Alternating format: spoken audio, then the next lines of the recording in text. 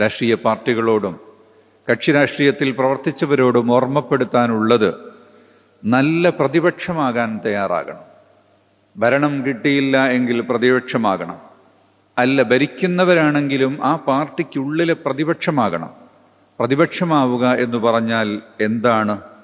പ്രതിപക്ഷമാവുക എന്ന് പറഞ്ഞാൽ ഏറ്റുമുട്ടലോ സംഘട്ടനമോ അല്ല, ക്രിയാത്മകമായ നിരൂപണമാണ്.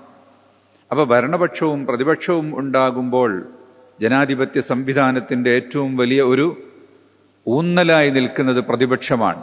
ഭരണപക്ഷത്തിൽ നിന്ന് തെറ്റുകൾ പറ്റാതിരിക്കാനും അവർക്കുള്ള വീഴ്ചകൾ ചൂണ്ടിക്കാണിക്കാനും പ്രതിപക്ഷത്തിരിക്കുന്നവൻ തയ്യാറാകും പോലെ തന്നെ ഭരണപക്ഷത്തിനകത്തുള്ള മെമ്പർമാർ പരസ്പരം തെറ്റുകൾ തിരുത്തി മുന്നോട്ടു പോകുന്ന, ക്രിയാത്മകമായി നിരൂപിക്കുന്ന, മറ്റുള്ളവരെ നല്ല നിലക്ക് മുന്നോട്ട് കൊണ്ടുപോകാൻ സഹായിക്കുന്ന ഭരണമായി വരുമ്പോഴാണ് ഈ നാട് വളരുന്നത്. കേരളം ഈ ത്രിതല ഗ്രാമപഞ്ചായത്ത് സംവിധാനത്തിലൂടെ, ഗ്രാമസഭകളുടെ കൂടെ സാന്നിധ്യത്തിലൂടെ വലിയ ഒരു മുന്നേറ്റം കൊണ്ടുവരാൻ സാധിക്കട്ടെ